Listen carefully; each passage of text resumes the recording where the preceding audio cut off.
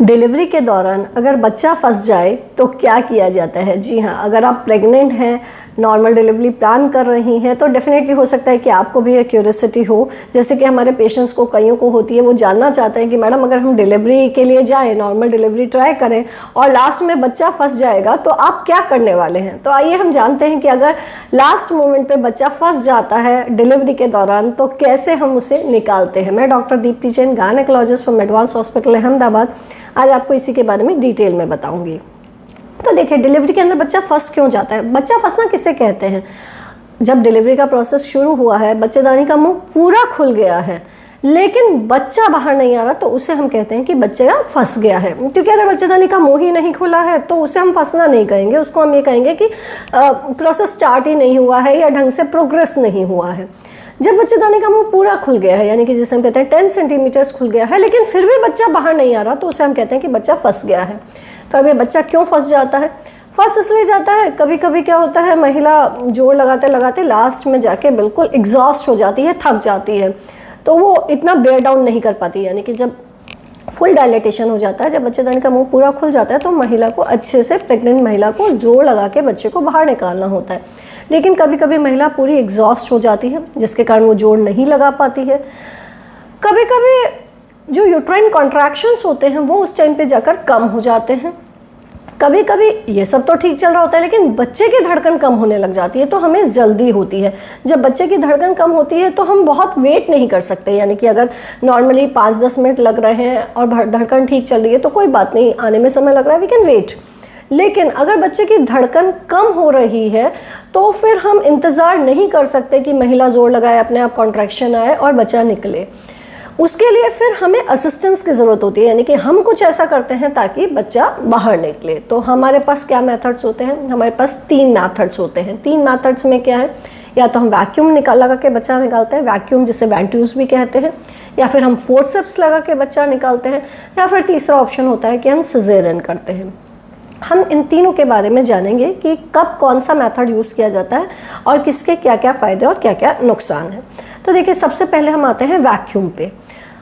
बच्चा अगर पूरी तरह से नीचे खिसक चुका है, आपका 9th मंथ लग चुका है, यानी कि 36 वीक्स से ऊपर की प्रेगनेंसी है, बच्चा पूरा नीचे आ चुका है, बस बाहर नहीं आ रहा है, बच्चेदानी का मुंह पूरा खुला हुआ है और हम सेकेंड स्टेज को कट डाउन करना चाहते हैं, यानी कि हम चाहते हैं कि बच्चा जल्दी बाहर आ जाए, तो हम वैक्यूम कप लगाते हैं। वैक्यूम का एक कप्स जैसे शेप के आते हैं वैक्यूम कप, ये या तो मेटल के आते हैं या ज़्यादा कॉमनली प्लास्टिक और सिलिकॉन के आते हैं। आजकल जो यूज़ होते हैं मेटल वाले अब यूज़ नहीं होते हैं, सिलिकॉन या प्लास्टिक के यूज़ किए जाते हैं। अलग अलग साइज़ेस के आते हैं, स्मॉल, मीडियम, लार्ज साइज़ के आते हैं। बच्चे के साइज़ के हिसाब से वो कप बच्चे के माथे के ऊपर, हेड के ऊपर लगाया जाता है, फिर सक्शन ऑन किया जाता है जिससे कि नेगेटिव प्रेशर बनता है और बच्चे को खींच के बाहर निकाल लिया जाता है। तो ये होता है वैक्यूम डिलीवरी। वैक्यूम डिलीवरी को आपने टीवी पे भी, मूवी में भी देखा होगा, जैसे कि 3 इडियट्स के अंदर वो वैक्यूम लगा के आमिर खान बच्चे को बाहर निकालता है। So that is vacuum delivery. तो उसमें सक्शन लगा के वैक्यूम से बच्चे को खींच के बाहर निकाला जाता है। अब इस वैक्यूम डिलीवरी से डेफिनेटली ये तो हमें फ़ायदा होता है कि बच्चा जल्दी बाहर आ जाता है, परंतु तो इसके भी कुछ साइड इफ़ेक्ट्स होते हैं, रिस्क होते हैं, जो कि मैं फोर्सेप्स के साथ में आपको समझाऊंगी। दूसरा होता है कि हम फोर्सेप्स लगा के बच्चा निकालें। फोर्सेप्स जो होता है वो मेटल के होते हैं, वो प्लास्टिक या सिलिकॉन के नहीं होते, वो मेटल के स्ट्रॉन्ग इंस्ट्रूमेंट्स होते हैं, बड़े बड़े चम्मच जैसी शक्ल के होते हैं, लॉन्ग बड़े बिग स्पून्स जैसे होते हैं। फोर्सेप्स हम तब लगाते हैं जब बच्चा थोड़ा और ऊपर होता है, मीन्स वैक्यूम में तो बिल्कुल बच्चा बाहर तक आ गया है, फोर्सेप्स कभी कभी जब बच्चा थोड़ा और ऊपर है। और अगर बच्चा 36 वीक्स से छोटा है तो हम वैक्यूम नहीं लगाते, यानी कि 9th मंथ अगर आप पर नहीं लगा है और बच्चा फंस गया है तो फिर हम सिर्फ फोर्सेप्स ही लगा सकते हैं।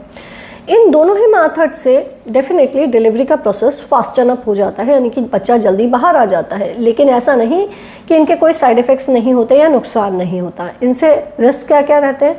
इनके जो नुकसान होते हैं वो माँ के लिए भी होते हैं और बच्चे के लिए भी होते हैं। माँ को क्या क्या रिस्क आ सकता है?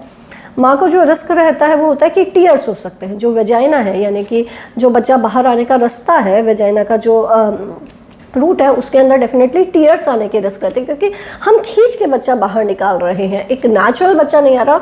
और ये औजार भी अपनी जगह लेते हैं, यानी कि उनके वो भी अपने स्पेस ऑक्यूपाई करते हैं। तो जब हम खींच के बच्चा निकालते हैं तो टीयर्स होने की संभावना, यानी कि वेजाइना के अंदर इंजरी हो उसकी संभावना बढ़ जाती है। कभी कभी ये tears 3rd degree 4th degree vaginal tears भी हो जाते हैं, यानी कि जो पीछे पॉटी का रास्ता होता है उसके अंदर भी टीयर्स आ जाते हैं और उसकी भी सिलाई करनी पड़ती है, उसमें भी स्टिचेस लगाने पड़ते हैं। क्योंकि ये टीयर्स होते हैं इसलिए लॉन्ग रन में इनके कारण जब भी कोई वैक्यूम डिलीवरी या फोर्सेप्स डिलीवरी, इसमें एक और चीज़ मैं क्लियर कर दूं, वैक्यूम डिलीवरी के कॉम्प्लिकेशन इतने हाई नहीं होते, फोर्सेप्स के स्पेसिफिकली ज़्यादा होते हैं। तो टाँके ज़्यादा आ सकते हैं लॉन्ग रन में, यूरिन पास होने में दिक्कत आना या स्टूल पास होने में यूरिन अपने आप लीक हो जाना या स्टूल अपने आप निकल जाना, इनकॉन्टिनेंस होने का रिस्क रहता है।